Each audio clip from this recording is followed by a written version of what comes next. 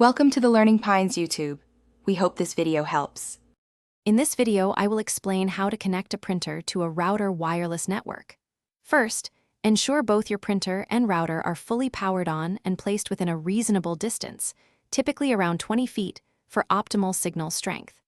Next, have your router's exact wireless network name, also known as the SSID, and its corresponding password readily available.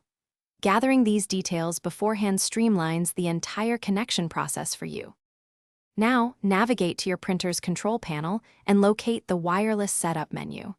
This is often found under Settings or Network Options, usually symbolized by a wireless icon. Choose the option to connect to a new wireless network. Your printer will then typically display a list of available Wi-Fi networks in the vicinity, so you can select the correct one from that list. You have two primary methods to connect your printer wirelessly.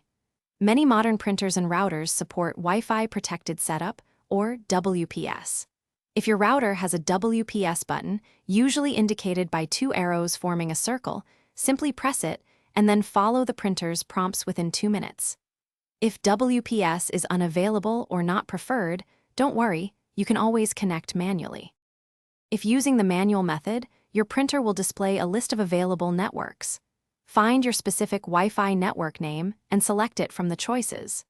Then, using the printer's on-screen keyboard, meticulously enter your network password. Pay close attention to capitalization and special characters for accuracy. Once entered, confirm the details, and the printer should connect within about 30 seconds. Thanks for watching. Consider subscribing if we helped you.